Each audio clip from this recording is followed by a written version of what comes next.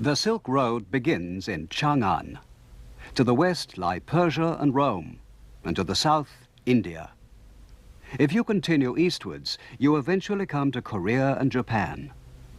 The Silk Road ends in Chang'an as well, the place people came to for silk and for Eastern culture. Already more than 2,000 years ago, Chang'an was a center of exchange between East and West.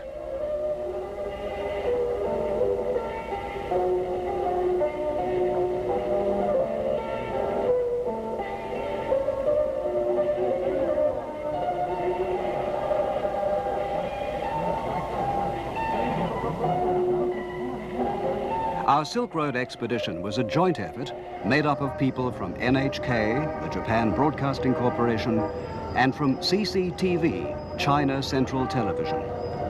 The expedition started from Chang'an, the city which is today called Xi'an. It was the beginning of a journey that would take us across the Yellow River, through the Taklamakan Desert, and towards Pamir. It's the world's last unexplored region, the Silk Road. The bell tower near the center of Xi'an is a sort of symbol of the entire city.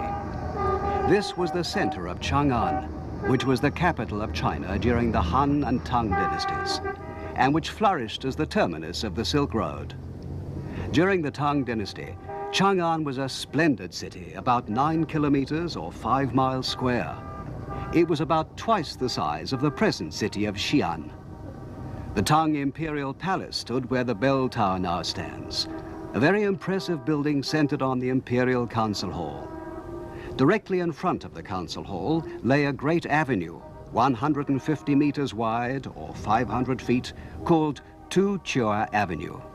This was the city's main thoroughfare, and other streets branched at right angles from it, forming square city blocks, like a chessboard. In the eastern part of the city were marvelous buildings, such as the Xingqin Palace of the Emperor Xuanzong. And merchants came to Chang'an from all over the world. Merchants from the east congregated in what was called the Eastern Market, and those from the west in the Western Market. Here, foreign traders could find lodging houses and take part in the city's thriving business. And leading westwards from Chang'an was the Great Silk Road.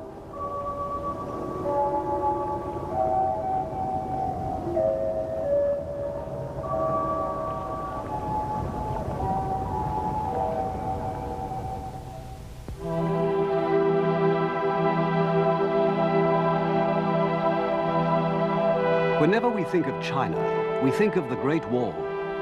And whenever we think of the Great Wall, our thoughts turn to the Emperor Qi Huangdi, who started to build it. He quelled the tribal strife that divided China, united it for the first time into a single empire, and with the Great Wall, protected it from its nomadic enemies in the north. He was a notorious despot, but he achieved many great things. A marvelous relic that demonstrates the enormous power of the Emperor Qi Huangdi was recently discovered quite near Xi'an. A huge group of clay models of warriors and their horses has been excavated. It's become known as the Emperor Qi Huangdi's sculptured army.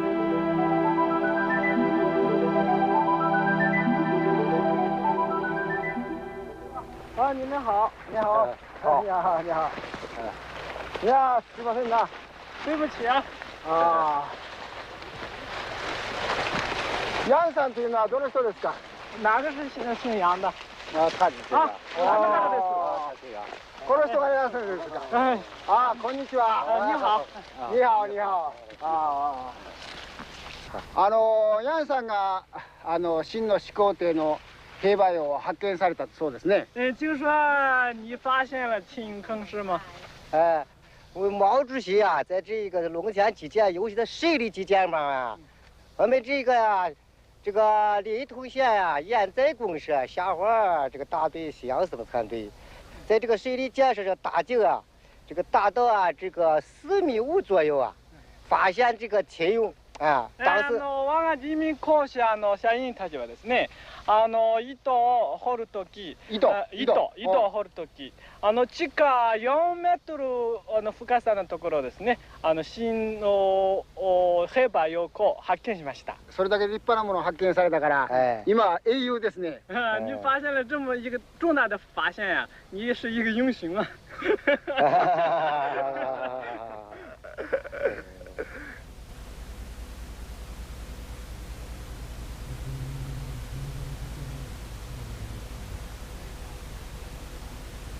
The clay army was discovered after it had been in the ground for 2,200 years. Since it was first unearthed in 1974, no foreigners have been allowed to film it or take any pictures.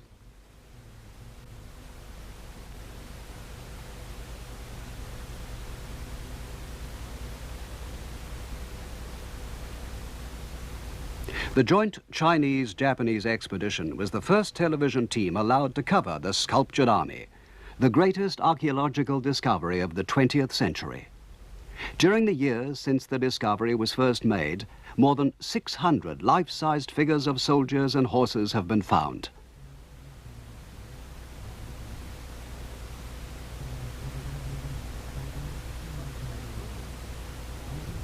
But they have only excavated about a tenth of the whole area.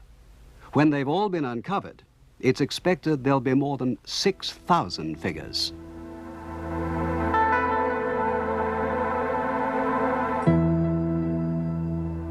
The Emperor Qi Huangdi was indeed a very powerful man. He once said, "I am the Emperor Qin, and my name will be passed down to the second, the third, and even to the 10,000th generation." He even wanted to conquer the world which comes after death.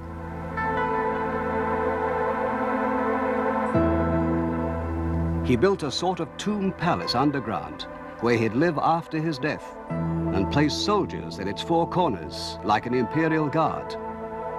Today, this is all being carefully excavated by the archaeologists. The clay statues which are now appearing are the men of that imperial guard.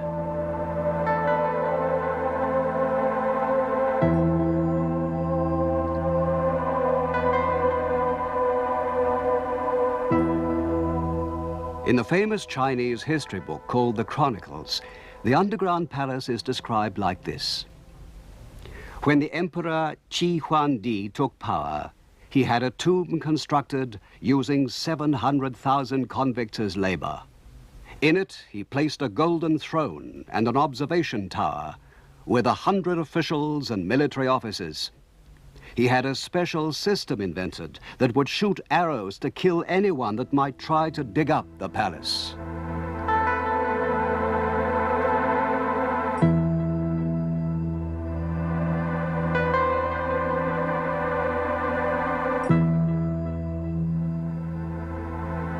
But the reign of this great tyrant, who boasted that his name would be passed down for centuries, only lasted for a brief 15 years. Yet today, after more than 2,000 years, his underground palace is being seen again. So in a way, his boast is coming true.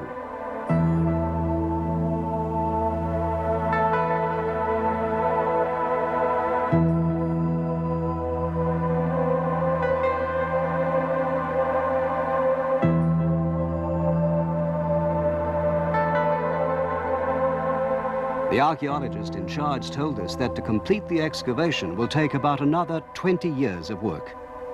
He invited us to come back in the year 2000 and told us we'd be welcome.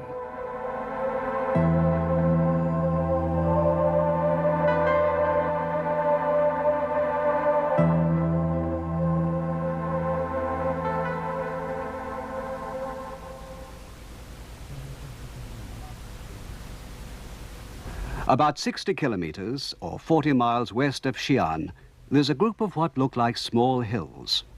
It's the tombs of emperors of the Han dynasty, which ruled China after the Qin about 2,000 years ago. Government officials, important soldiers, and relatives of the emperor were also buried here. The high mound in the middle, surrounded by the tombs of scholars and generals, is the burial place of the great Han Emperor Wu Di.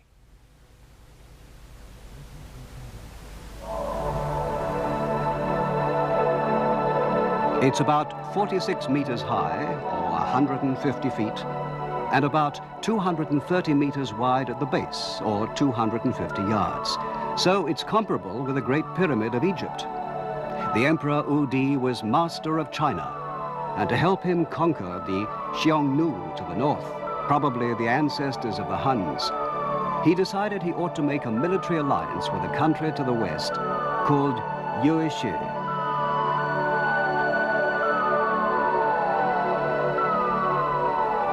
He called for a volunteer to carry his message to Yuezhi. The man who came forward was called Jiang Qian.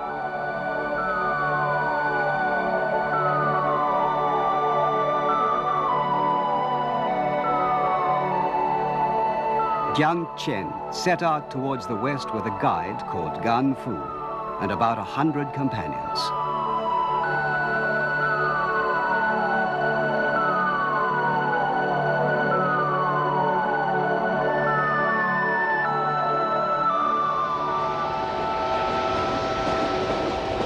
We went to see the tomb of Jiang Qian, which still exists at a place called Hanjiang, about 12 hours by train from Xi'an.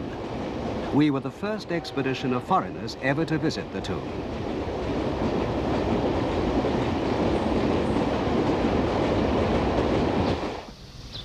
Jiang Qian's mission ended in failure, for the emperor of Yuezhi had no interest in an alliance with China.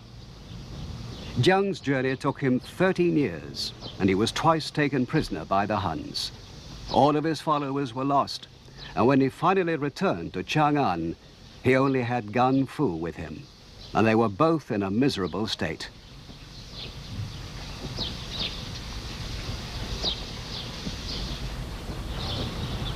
But Jiang Qian hadn't wasted his time. As soon as he was granted an audience with the Emperor Wu Di, he told him, "They have marvelous horses in the western lands which gallop as though they were flying, and which sweat drops of blood."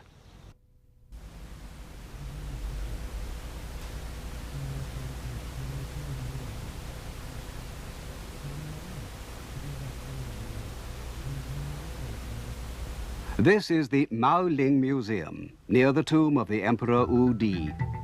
Here we saw statues of Huns being trampled underfoot by Chinese on the horses that sweat blood.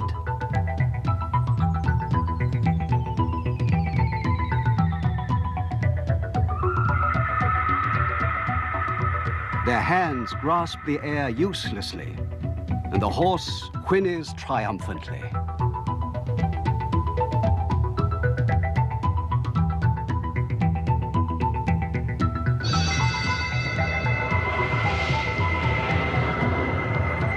After he had obtained some of the famous Western horses, the Emperor Wu Di organized a campaign against the Xiongnu. His army was commanded by a young general called Puo Chiu-bing. Handling his new cavalry skillfully, young General Puo fought and won battle after battle with the mounted armies of the Xiongnu. He went on to conquer an area west of the Yellow River called the He Corridor, and returned in triumph to Chang'an with no less than 100,000 prisoners. Fortresses were built in the He Corridor, and a road between Han China and the West was established. Thus, the Silk Road began. For China, the new road had a double importance. From the West, they could get the precious heavenly horses, and they could export Chinese goods and culture abroad, especially silk.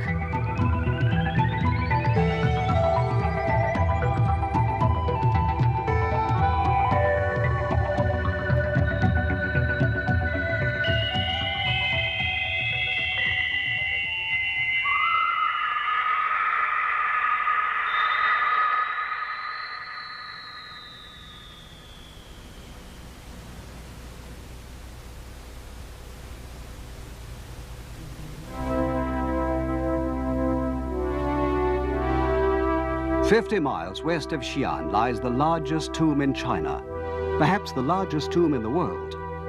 It's the burial place of the third emperor of the Tang dynasty, which started in 618 AD. His name was Gao Zhong, and his empress who was buried with him was called Wu Zetian.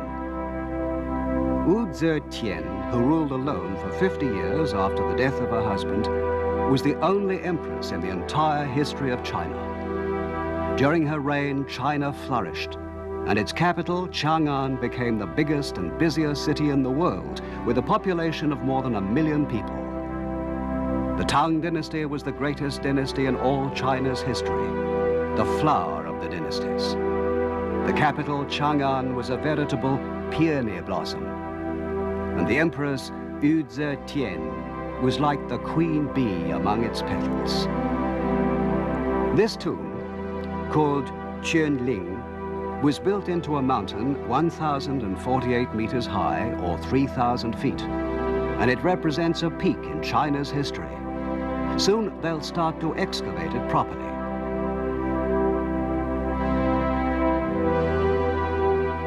On the road to the tomb are many stone figures who look like servants waiting to serve a master.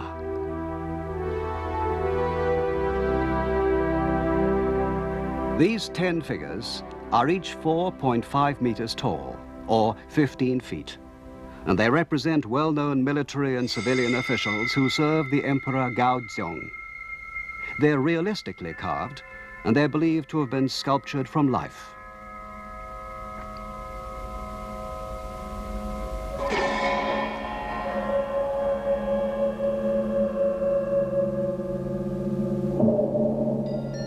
There are also figures of animals, such as lions, standing guard. The winged figures are typical of the style of the Western lands.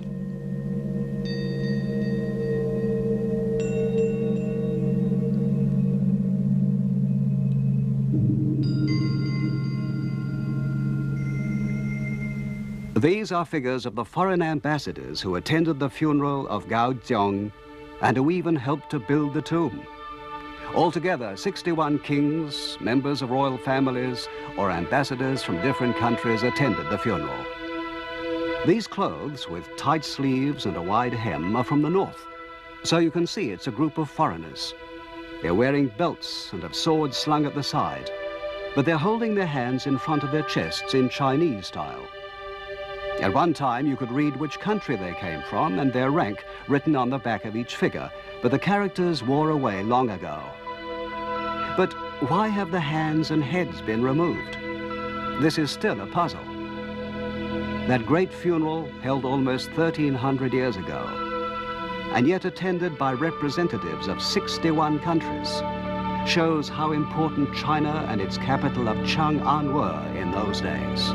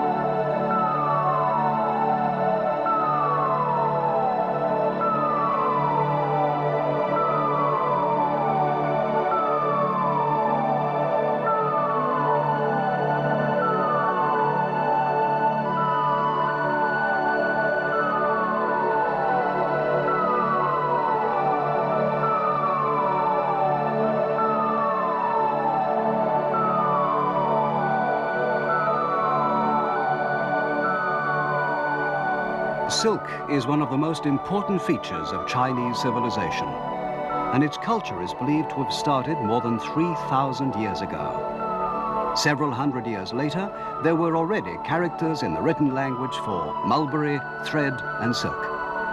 Silk soon became famous as one of the most marvelous products of China.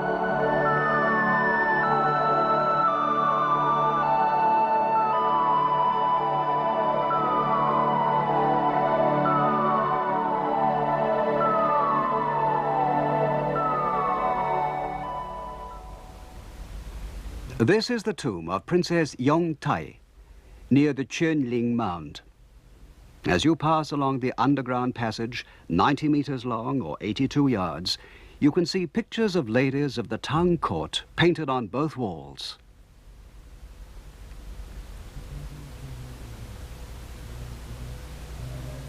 The silk that drapes these ladies was described by a poet of the Tang dynasty. He said, "Silk is a heavenly thing, with threads like geese flying through the autumn sky. Its color is like spring reflected in a lake."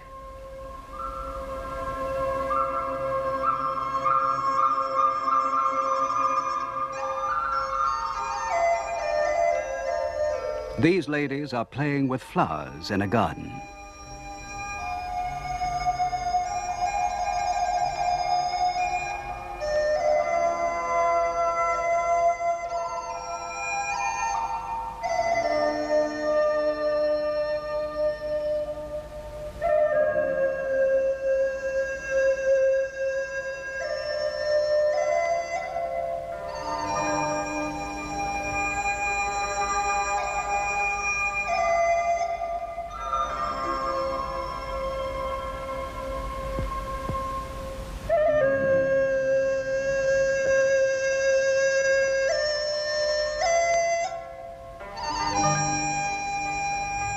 Another poet wrote about the mistress of a Tang emperor. Her smile brings 100 charms to her eyes, and her beauty has the fragrance of the 6 shrines.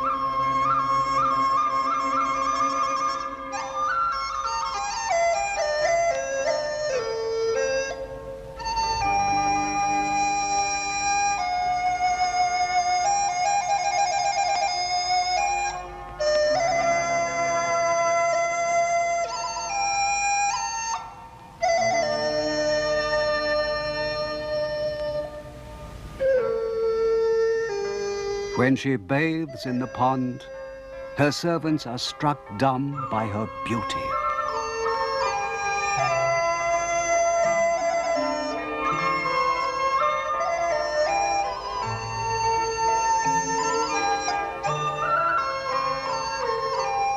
"3,000 lovely maidens serve the emperor, but he has eyes for only her." Adoringly, he says, "In the air, as birds, we'd share one pair of wings. Here below, as trees, our branches intertwine."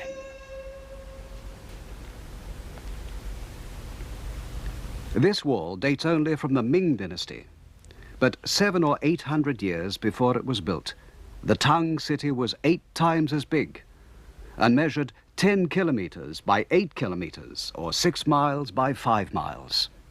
It was the biggest city in the world, bigger even than Baghdad in the west. Inside the city walls were markets, where business was done by traders from all over the world.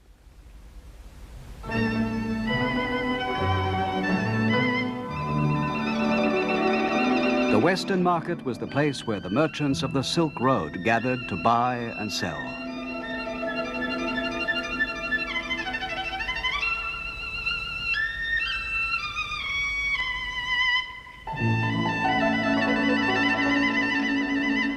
The Western Market had other attractions, including music.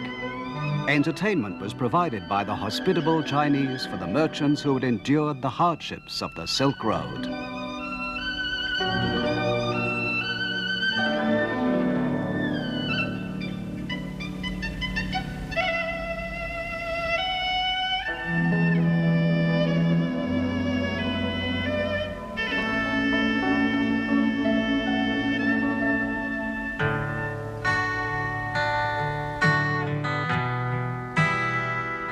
Merchants from Rome, from Persia, and from Central Asia all gathered at the Western Market.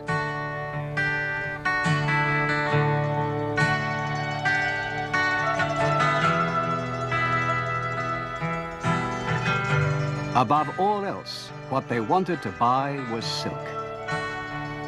In Imperial Rome, silk was worth literally its weight in gold.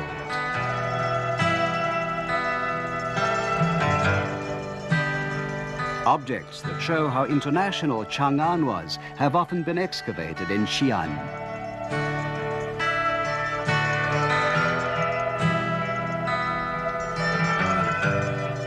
Figures made of the Tang soft ceramic show people from many countries. They've even found ancient Japanese coins.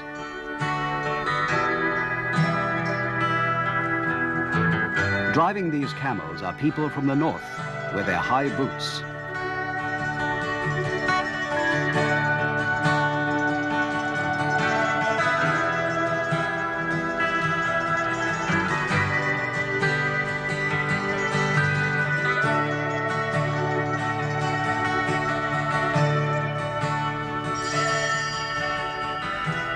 Cultural exchange was flourishing, and a new Silk Road culture was beginning.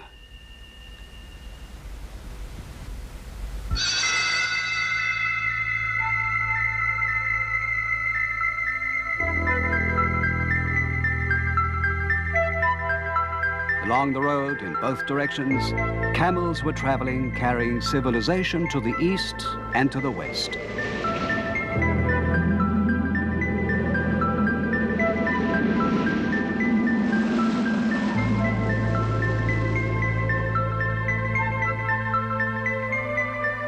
This silken artificial flower was found at an important town on the Silk Road called Turfan, about 1,500 kilometers west of Chang'an, or 900 miles. According to the Chinese archaeologists, it's about 1,500 years old, but because Turfan is such a dry place, it's been perfectly preserved.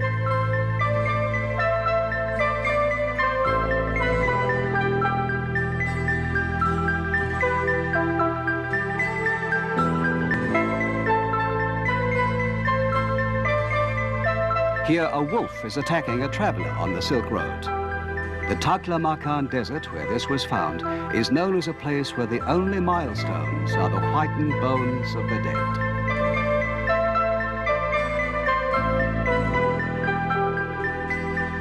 But still, people succeeded in walking across it, and silk arrived in Rome.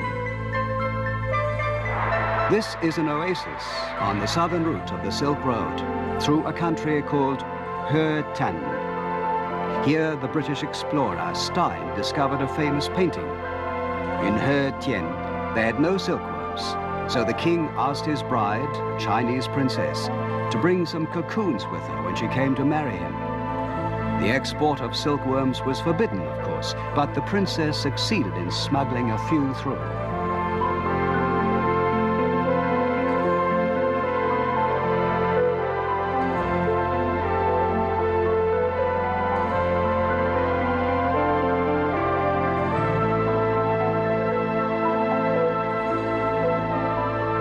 Here you can see one of the princess's ladies-in-waiting pointing to her crown. That's where she hid the cocoons.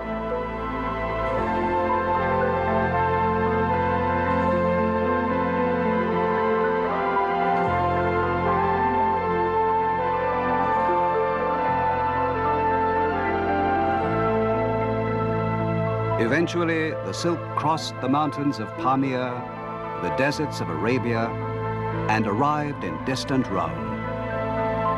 To the Romans, China was Ceres, the country of silk.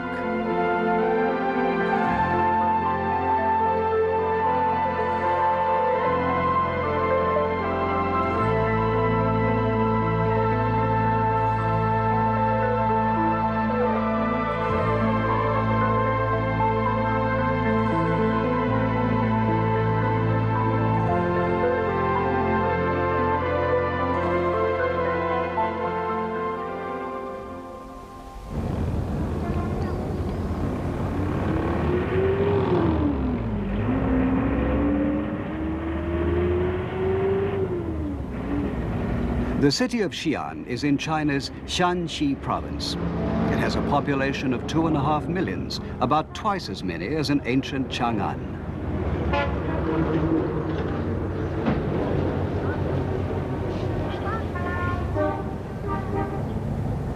Its name was changed from Chang'an to Xi'an in 1928.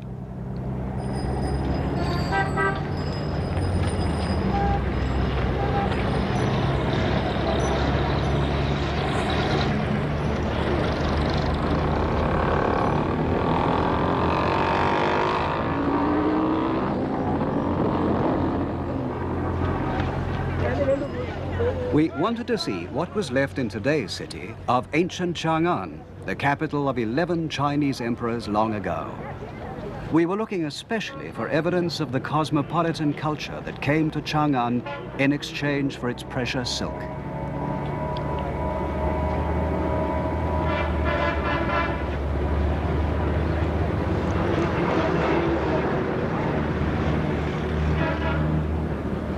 When we visited Xi'an, it was autumn.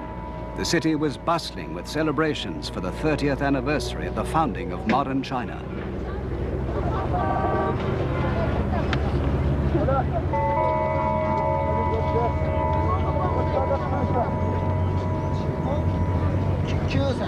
On the street corners, they were selling watermelons. In Chinese and in Japanese, too, the characters for watermelon mean Western melon. The watermelon was brought from the west along the Silk Road. It's said that pomegranates, too, first came here from Persia. Many other fruits and vegetables have the character for xiongnu in their names, including cucumbers, walnuts, sesame, broad beans, garlic, and carrots. They all tell the story of travel along the Silk Road.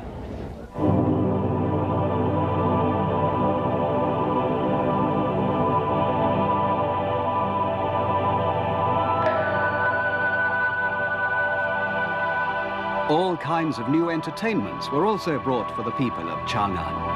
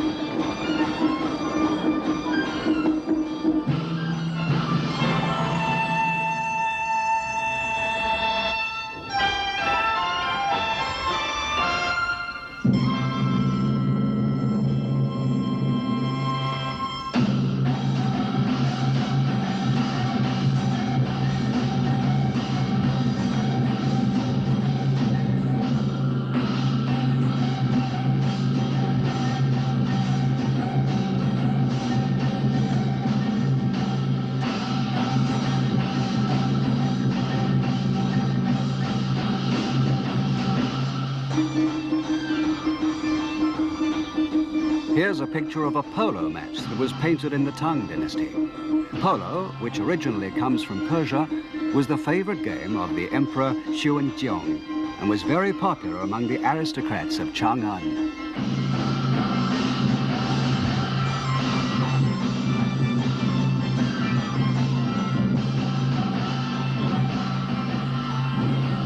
Polo, which came to China from the West more than 1,000 years ago, is still today enjoyed by the young men of Mongolia.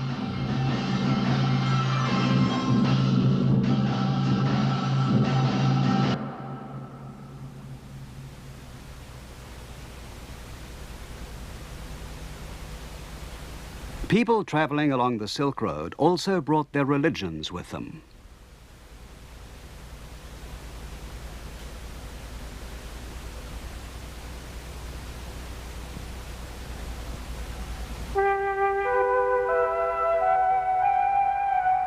The Nestorian sect of Christianity is said to have come to Chang'an in the year 635, and the Chinese called it Jingjiao.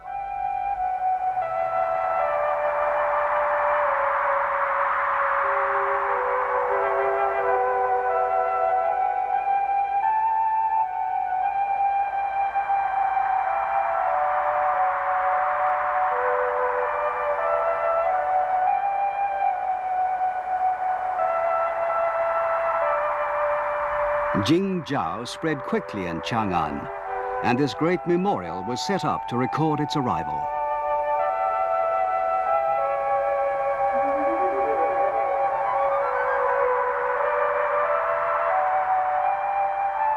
The names of the believers are written both in Chinese characters and in Syrian writing, evidence of how international Chang'an was.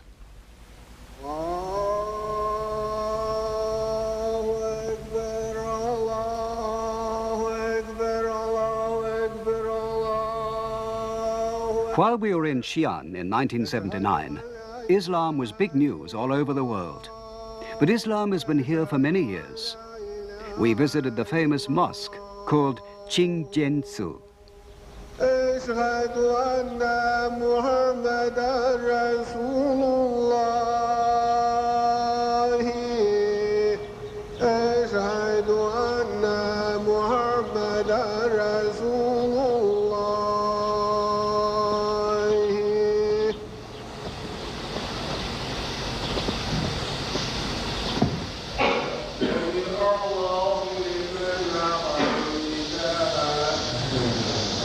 We only took pictures from behind, as the Muslims don't like to be photographed praying.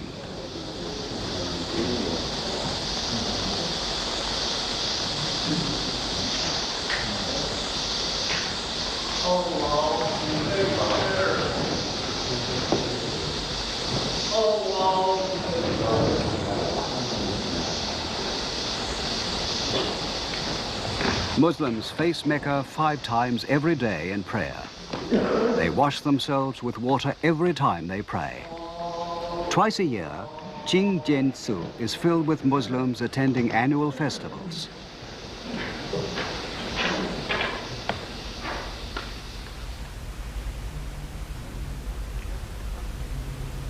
During the Tang Dynasty, it's recorded that the city had 1,000 Muslims. Today, there are more than 10 times as many.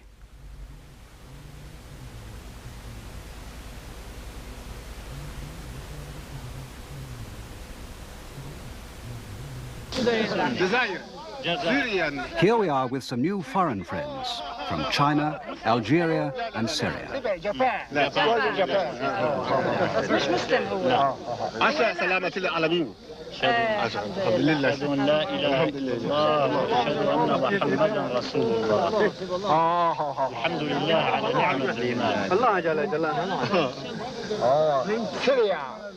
Algeria, Sydney, Japan.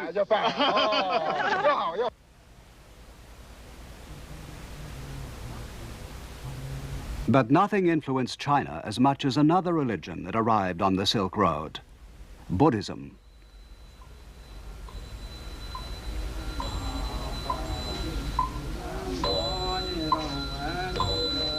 We visited the Xingjiaozu, which is where a famous Buddhist priest of the 7th century is buried. His name was Sanzang, and he wrote a famous book called Xi Yo Ji, or A Journey to the West. The Tang Emperor Gao Zhong grieved when Sanzang died and said that China had lost a national treasure. For the past 1,300 years, this Xingjiaozu has been China's main Buddhist temple.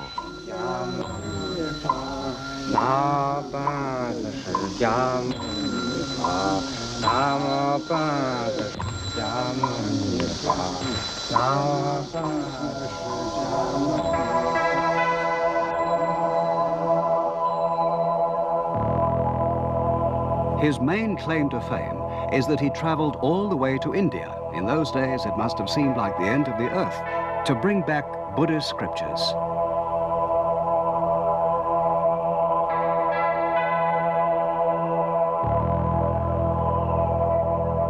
From the time he left Chang'an until he returned, the entire journey of 25,000 kilometers or 15,000 miles took him no less than 16 years.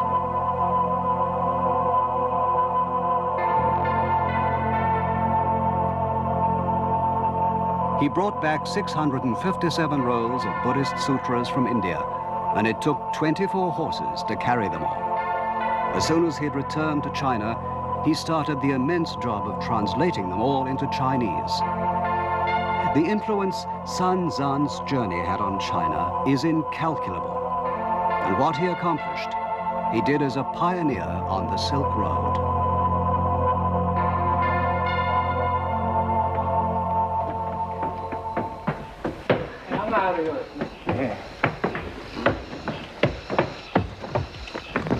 The chief priest of the Xinjiao Zoo invited us upstairs, saying he had something interesting to show us.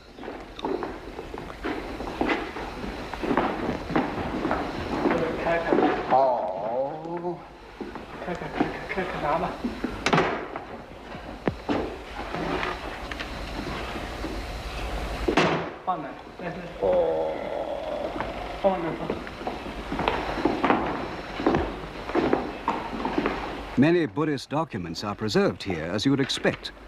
And although there's no proof that these are the actual sutras that Sun Zhang brought back, the head priest handled them with great reverence. これは随分古いもののようですが、一体何でしょうかね。这个东西这么旧了，这什么东西啊？北野经。叫白曜経と言います。白曜経。白曜経。白曜経ってのは何ですか？什么叫北野经啊？这是印度的北野树的树叶。これはですね、インドのある白葉という木の葉っぱです。葉っぱ。随分古いもののようですが。何書いてあるんですかね？これいつの時代のもんでしょうね。这么旧了，上面写的什么呀？这是不是很古了？就是古了，是唐代玄奘法师由印度出来的梵文北野经。これはね、随分古いものです。唐の時代ですね。唐の時代、銀龍法師がお経を取るとき、これをインドから取ってきた軍文です。軍文。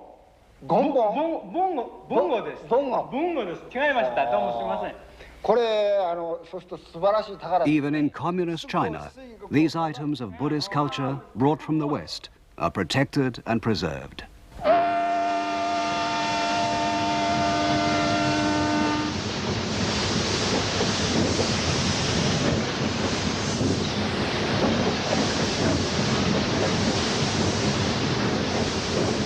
Xi'an is a transit point on the modern Silk Road that starts from Shanghai, the gateway to the ocean, and runs to Urumqi, the international city in the inner continent. The people today who leave from Xi'an travel the distance of about 2,000 kilometers, or 1,300 miles, in 2 days and 2 nights.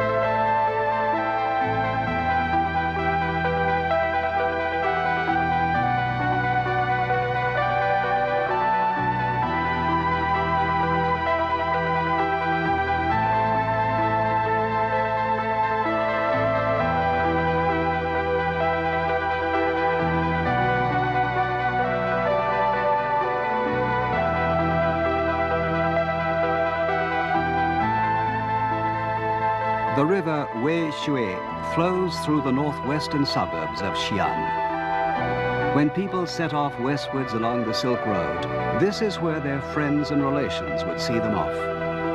They held farewell parties in the inns, many of which lay along the riverbanks. There used to be a custom of breaking off a twig from one of the willow trees that grew along the river and giving it to the departing traveler. They used to bend the twig into a circular shape as a kind of prayer for a safe return. Many great works of Chinese literature have been written about the pain of parting at the beginning of the Silk Road, but none more famous than the words of the Tang poet Wang Wei. The traveler's willow tokens are fresh and green, and I offer you a toast, for you are departing towards the setting sun, and soon you will be a part of the past.